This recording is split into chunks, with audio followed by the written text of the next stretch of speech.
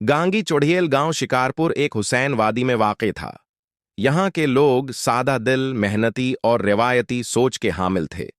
यहाँ एक पुरानी वीरान हवेली भी थी, जिसे लोग प्रासरार हवेली कहते थे। लोग कहते कि रात के वक्त यहाँ से किसी औरत के रोने की आवाजें आती हैं। इसी गांव में एक लड़की गांगी रहा करती थी, जो गैर मामूली तौर पर खूबसूरत थी। इसके बाल इतने लंबे थे कि जमीन तक पहुंचते थे। गांव की औरतें उससे हसद करतीं और मर्द उसके हुस्न के दीवाने थे। इसकी है खूबसूरती, इसकी बदकिस्मती बन गई। एक दिन तमाम गांव वालों ने मिलकर इस पर झूठा इल्जाम लगाया, उसके बाल काटकर उसे गंजा कर दिया और सफाकी से उसे कत्ल करके हवेली में दफन कर दिया।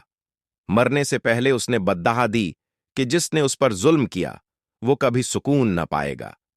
ये कहानी बरसों गांव में सुनाई जाती रही, मगर ज्यादातर लोग उसे महज दीवामालाई दास्तान समझते।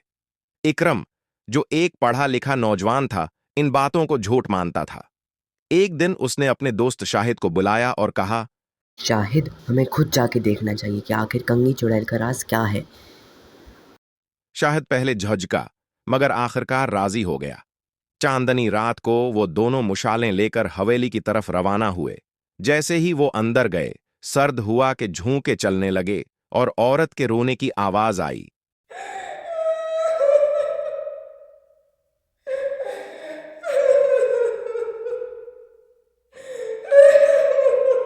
वो आगे बढ़े तो अचानक एक साया नमूदार हुआ। एक औरत, जिसके बिखरे बाल जमीन तक पहुंचते थे और आंखें अंगारों की मानंद सरख थीं। वो चलाई, तुम यहां क्यों आए हो? दोनों खौफ से कांपने लगे। दरवाजा बंद हो चुका था और साया हो चुका था। हवा में मुअल्लिक होकर उनकी तरफ बढ़ा। अकरम ने मिशाल उसकी तरफ फेंकी और वो एक चीख मारकर गायब हो गई। दोनों भागते हुए गांव लौटे। पूरी रात वो सो न सके, यही सोचते रहे, आखिर गांगी चड़ैल की हकीकत क्या है। अगली चांदनी रात को वो दोबारा गए। इस बार गांगी का साया गुस्से में नहीं था, बल्कि उदासी से उन्हें देख रही थी। उसने अपनी कहानी सुनाई कि कैसे गांव वालों ने उसके साथ जुल्म किया। वो इंसाफ चाहती थी, बस इतना ही। दोनों दोस्तों ने गांव वालों को सब कुछ बताया।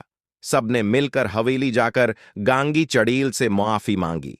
आसमान पर रोशनी चमकी, गांगी की आंखों में आंसू थे, मगर वो मुस्कुरा रही थी। इसका वजूद रोशनी में बदल गया और वो आसमान में गायब हो गई। इसके बाद गांव में सुकून आ गया।